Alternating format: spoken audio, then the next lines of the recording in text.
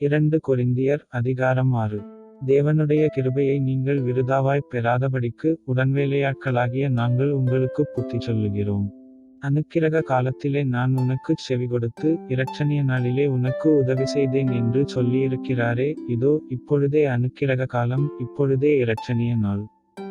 இந்த ஊழியம் குற்றப்படாதபடிக்கு நாங்கள் யாதொன்றிலும் இடறல் உண்டாக்காமல் எவ்விதத்தினாலேயும் எங்களை தேவூழியக்காரராக விளங்க பண்ணுகிறோம்.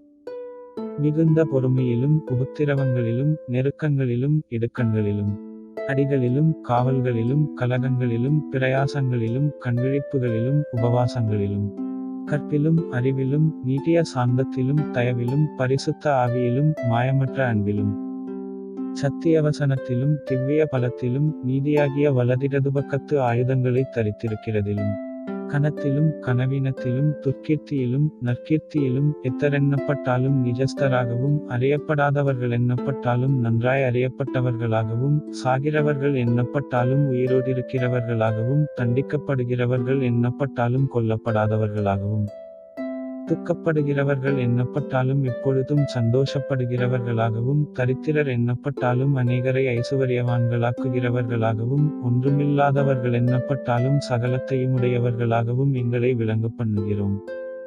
கொரிந்தியரே, எங்கள் வாய் உங்களோடே பேசத் திறந்திருக்கிறது, எங்கள் இருதயம் பூரித்திருக்கிறது.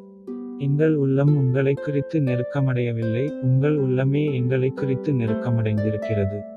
ஆதலால் அதற்குப் பதிலீடாக நீங்களும் பூரிப்பாகுங்களென்று பிள்ளைகளுக்குச் சொல்லுகிறது போல உங்களுக்குச் சொல்லுகிறேன். அந்நிய நுகத்திலே அவிசுவாசிகளுடன் பிணைக்கப்படாதிருப்பீர்களாக. நீதிக்கும் அநீதிக்கும் சம்பந்தம் எது?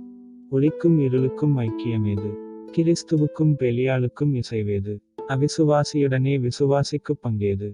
தேவனுடைய ஆலயத்துக்கும் விக்கிரகங்களுக்கும் சம்பந்தம் எது? நான் அவர்களுக்குள்ளே வாசம் பண்ணி அவர்களுக்குள்ளே உலாவி அவர்கள் தேவனாயிருப்பேன், அவர்கள் என் ஜனங்களாயிருப்பார்கள் என்று தேவன் சொன்னபடி நீங்கள் ஜீவனுள்ள தேவனுடைய ஆலயமாயிருக்கிறீர்களே.